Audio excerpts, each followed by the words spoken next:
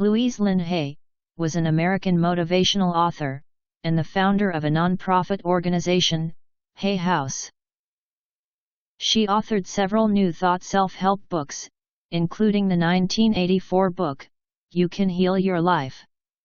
She was born on October 8, 1926, in Los Angeles, California, United States, and died on August 30, 2017, in San Diego. Her spouse was Andrew Hay. In terms of education, she finished schooling in the University High School, Maharishi International University, and Modesto Junior College. She is into metaphysics, author of several self-help books, and a motivational speaker.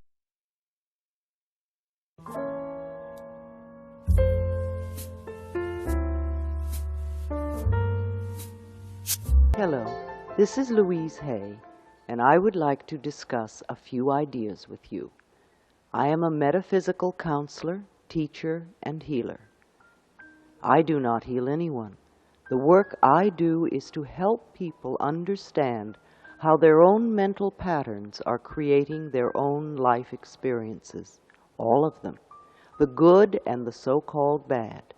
Becoming aware of the process of change and how they can take an active part in creating their own changes is very exciting. I believe there is a center of wisdom within each one of us, and when we are ready to make changes in our lives, we attract that which we need to help us. The very fact that you have discovered me and this tape means that you are already in the process of healing yourself. Something inside of you has shifted, and the healing process has already begun. You might say that to yourself. I have already begun the healing process. You see, it is my belief that it is our birthright to be totally healthy and totally fulfilled in every area of our lives. I want to help you claim this birthright. Some of the things I am suggesting to you may sound very simplistic. However, these ideas have been tried many times with great success. They really do work. Please use these suggestions in addition to the work you are doing with your doctor. It will be helpful to both of you. Take a nice deep breath, and if possible, allow yourself to be in a comfortable position. Just let these ideas wash over you. Those that are right for you will become part of you. It doesn't matter whether you understand them all or not, or if they make sense right now. Your subconscious mind will hear and record everything. The word incurable, which is so frightening to so many people, means to me that that particular condition cannot be cured by any outer means, and we must go within to find the cure. I myself have had cancer. This was about 7 years ago, when I had already been doing healing work for several years. Believe me, the first thing I did was to go into total panic, just like everyone else. But being aware that cancer is only the outer effect of a mental pattern of deep resentment that is held for a long time, until it literally eats away at the body, I knew I had a lot of work to do. Now I was being given a chance to prove to myself that what I had been teaching others did indeed work. If I had an operation to get rid of the cancer and did not clear the mental pattern that created it, then the doctors would just keep cutting Louise until there was no more Louise to cut. If I had the operation and cleared the mental pattern that was causing the cancer, then it would not return. If cancer or any other illness returns, I don't believe that it is because the doctor did not get it all out, but rather that the patient has made no mental changes and so just recreates the same illness, perhaps in a different part of the body. I also believed that if I could clear the mental pattern that created the cancer, then I would not need the operation, and so I bargained for time and was grudgingly given 3 months. I immediately took responsibility for my own healing. I read and investigated everything I could find on alternative ways to assist my healing process. I knew I also had to love myself a great deal more than I did, and I had to clear the patterns of resentment that I had held from when I had been a battered and sexually abused child. It was imperative for me to let go of the blame. In addition, I worked with a good nutritionist to totally cleanse and detoxify my body from all the junky food I had eaten over the years. Between the mental and physical cleansing, in 6 months, I was able to get the medical profession to agree with what I already knew, that I no longer had cancer. I know from personal experience that disease can be healed if we are willing to change the way we think and believe and act. Sometimes what seems to be a big tragedy turns out to become the greatest good in our lives, and your experience with cancer can become a positive turning point in your life too. Listen to what I have to say. Now, I believe that all illness is self-created. Not that we say, I want to have this illness, but we actually do create a mental atmosphere where this dis-ease can grow and flourish. I heard a physician from New York say on television a few weeks ago that if the surgeon operates on a patient without doing something to help them change the cause of the disease, then all the doctors were doing was prolonging the life of the patient until they could create another disease.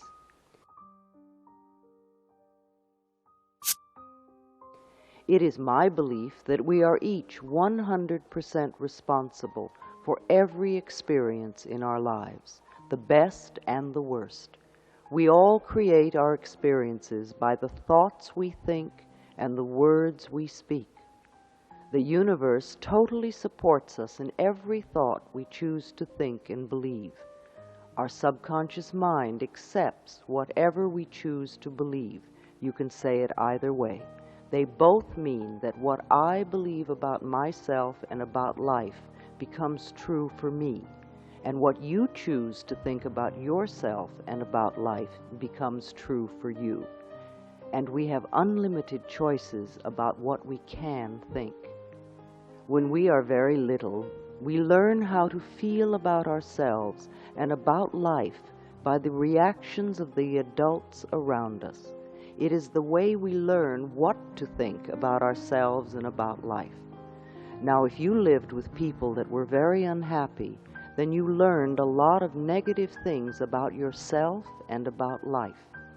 However, this is not to blame our parents, for we are all victims of victims, and they could not possibly have taught us anything they did not know. If your mother did not know how to love herself, or if your father did not know how to love himself, then it would be impossible to them to teach you to love yourself. They were doing the best they could with what they had been taught as children. I believe that we choose our parents. Each one of us decides to incarnate upon this planet at particular points in time and space, because we have chosen to come here to learn a particular lesson that will advance us upon our spiritual evolutionary pathway. We choose our sex, our color, our country, and then we look around for the particular set of parents that will mirror the pattern we are bringing in to work on in this lifetime. Then when we grow up, we usually point our fingers accusingly at our parents and whimper, "You did it to me." But really, we chose them because they were perfect for what we wanted to work on overcoming. As very little children, we learn our belief systems, and then we move through life creating experiences to match our belief. Look back in your own life and notice how often you have gone through the same experience. Well, I believe that you created those experiences over and over because they mirrored something that you believed was true about yourself. It doesn't really matter how long we have had a problem, or how big it is, or how life-threatening it is. The point of power is always in the present moment. This means that what you have experienced during your life and up to this moment, you have created by your thoughts and beliefs of the past. However, what you are choosing to think and believe and say today, right here and right now, is creating your future. Tomorrow, next week, next month, next year, etc. Notice what thought you are thinking at this moment. Do you want this thought to be creating your future? Is it negative or positive? Just notice and be aware. No matter what the problem is, the only thing we are ever dealing with is a thought, and a thought can be changed. Our experiences are just outer effects of inner thoughts. Even self-hatred is only hating a thought you have about yourself. You have a thought that says, I'm a bad person. This thought produces a feeling, and you buy into the feeling. However, if you don't have the thought, you won't have the feeling, and thoughts can be changed. Change the thought and the feeling must go. Believe it or not, we do choose our thoughts. We may habitually think the same thought over and over so that it does not seem that we are choosing the thoughts, but we did make the original choice. We can refuse to think certain thoughts. Look how often you have refused to think a positive thought about yourself. Well, you can also refuse to think a negative thought about yourself too. It seems to me that everyone on this planet that I know or have worked with is suffering from self-hatred and guilt to one degree or another. The more self-hatred and guilt we have, the less our life works. We find that we have an inability to speak up for ourselves, and we are always trying to please others.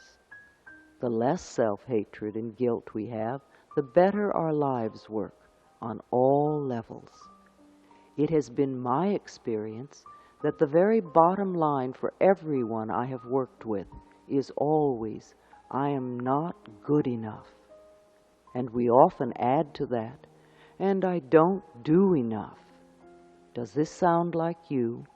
Always saying or implying or feeling that you are not good enough, but for whom and according to whose standards? Now, if this belief is very strong in you, then how can you possibly have created a loving, joyous, prosperous, healthy life? Somehow your main subconscious belief would always be contradicting it. I find that resentment, criticism, and guilt cause more problems in our bodies and in our lives than anything else.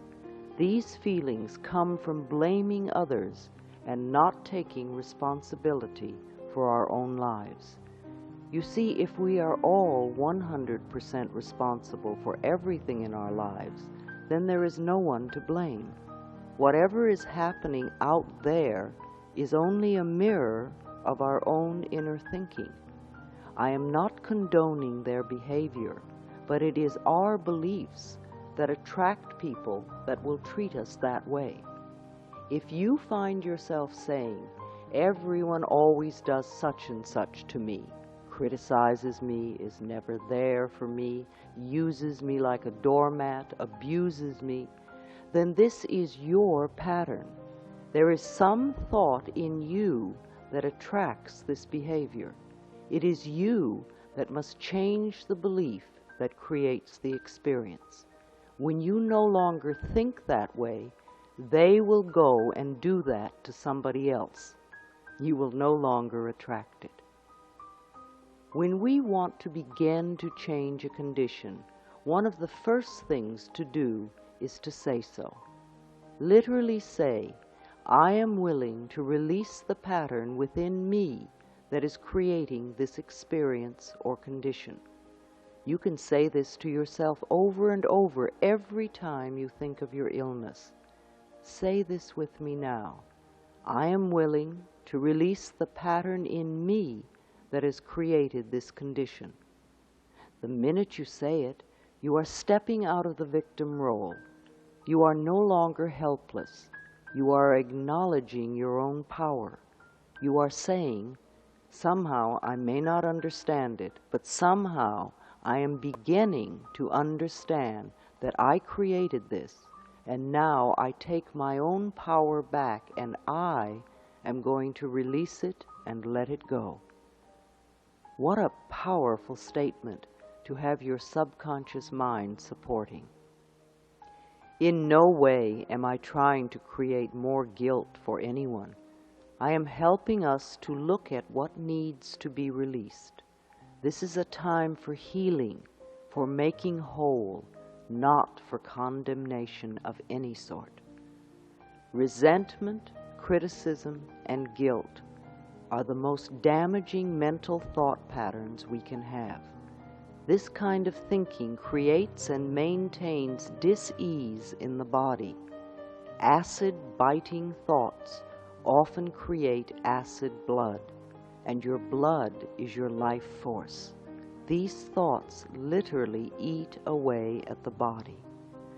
Criticism as a permanent habit can often lead to arthritis in the body. Guilt always looks for punishment and creates pain. And resentment, long held, eats away at the body and becomes the dis-ease we call cancer. I have found that forgiving and releasing resentment will dissolve even cancer. Now this may sound simplistic, however, I have seen and experienced it working. As I said, when I was a little girl, I too had a very difficult childhood. I was raped when I was 5 and had several negative sexual experiences while I was growing up. I was a battered child, and I grew up in the Depression. My mother was very much of a victim, and my stepfather was expressing his own brutalized childhood. I am certainly not condoning the behavior of any of the people who mistreated me. However, for me to spend a lifetime just running the old movie, feeling blame and anger and resentment, is not doing me any good in the present moment. Resentment only eats away at me, and did. In my case, holding on to old blame and feeling resentful for all that they did to me, that helped to create my disease. The past is over and done. We cannot change that now. We can change our attitude toward the past, our thoughts toward the past. How foolish for us to punish ourselves in the present moment because someone else hurt us in the long ago past. I often say to people who have deep resentment patterns, please begin to dissolve the resentment now when it is relatively easy. Don't wait until you are under the threat of a surgeon's knife when you have to deal with panic too. If we choose to believe that we are helpless victims and that it is all hopeless, then the universe will support us in that belief, and we will just go down the drain. It is vital that we release foolish, outmoded, or negative ideas and beliefs that do not support us and nourish us. Our concepts of ourselves and of life and of God must support us, not negate us. When people come to me with a problem, I don't care what it is: poor health, lack of money, unfulfilling relationships, or stifled creativity.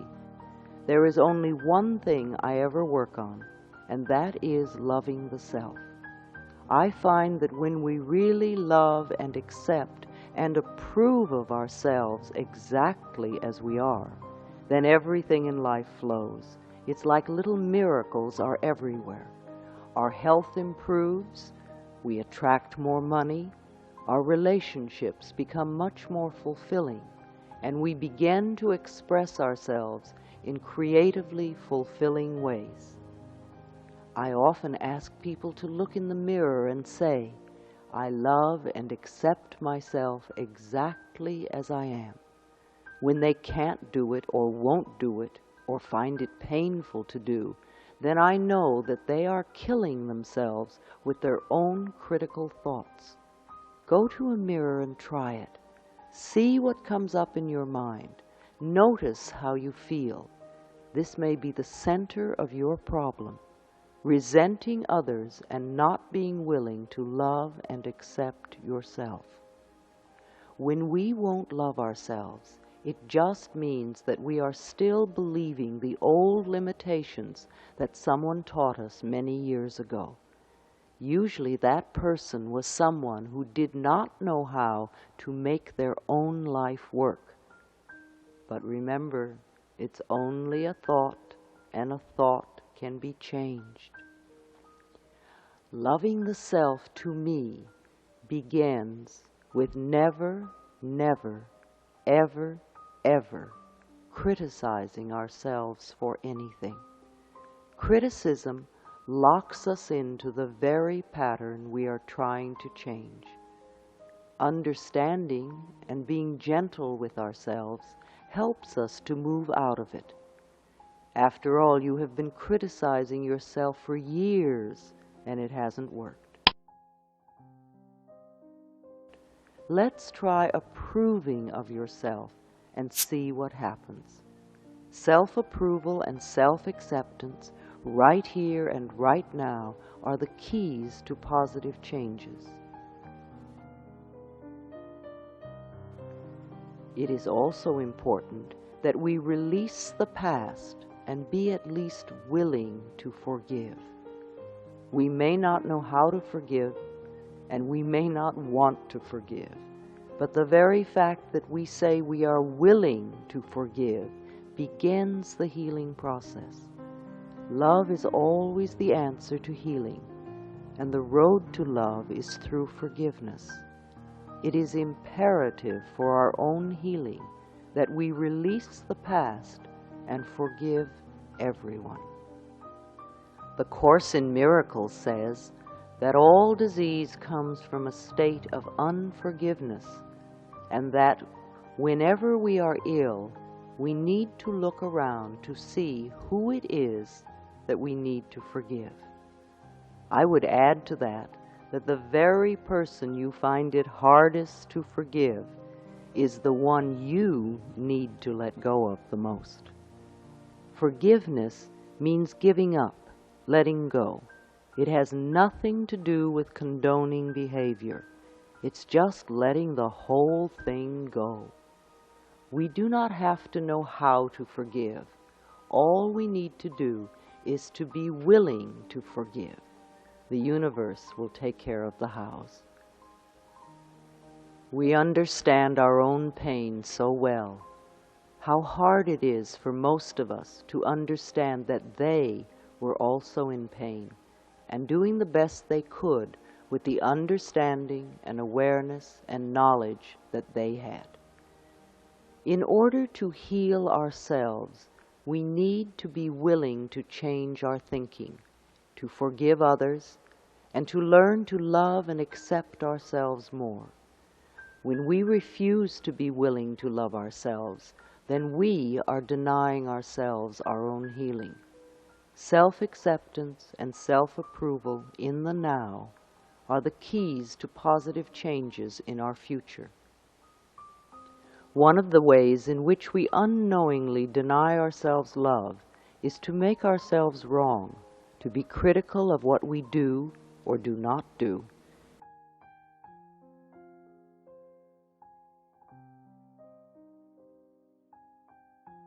Even using the word should limits us, and removing it from your vocabulary will make a great difference in your life. It certainly has in mine. Let's take the word should and discard it forever, never to be heard of again. Should is a word that makes a prisoner of us. Every time we use should, we are either making ourselves wrong or someone else wrong. We are in effect saying, not good enough, or you have failed, or you are going to fail, or wrong. Begin to listen to how often this word is used and how crippling it is. Let your understanding and awareness grow and make you free. Replace the word should with the word could. Could lets you know that you have choice, and choice is freedom. We need to be aware that everything we do in life is done by choice. There is really nothing that we have to do. There are things that it might be best for us to do. However, we always have choice. So now every time you hear yourself using the word should, let a red light go off in your mind. Then gently allow yourself to release it and let it go. Don't use eliminating should as another excuse to get angry at yourself. All we want is understanding and awareness.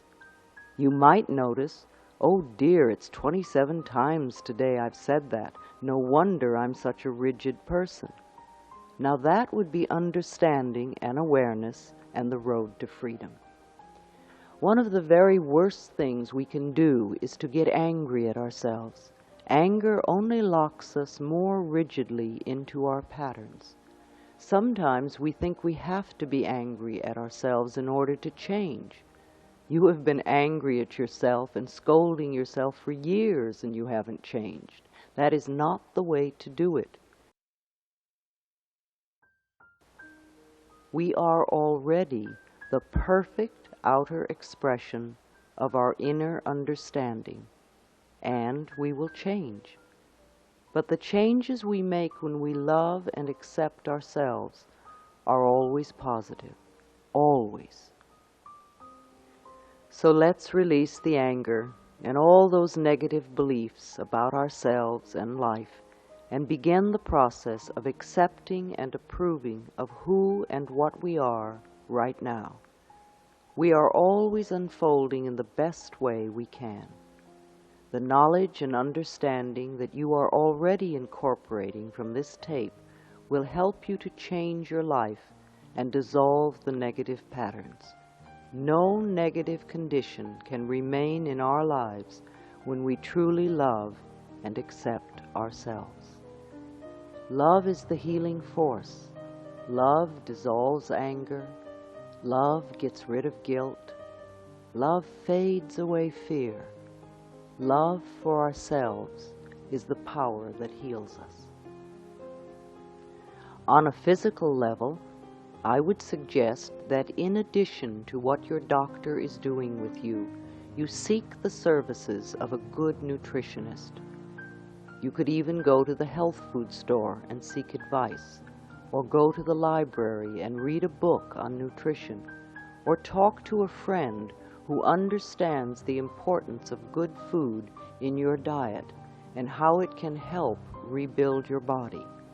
There are many things you can do to assist in your own healing. Let me repeat, I believe that it is our birthright to be totally healthy and totally fulfilled in every area of our lives. Let us claim and accept that birthright right now. And I will help you to begin to create new thought patterns that you can use to dissolve dis-ease in your body and to build perfect, vibrant health. Let these ideas permeate your consciousness. You can also play it during the day. You don't even have to listen to it. Just let it play over and over. Your subconscious mind hears and records everything. Practice the suggestions I'm giving you. Take the time to take care of yourself, mentally and physically. Give it a chance. You are worth it. These concepts worked for me, and they can work for you. Express the growing love you have for yourself by lovingly taking care of the miracle you call your body. And you get to feel good in the process.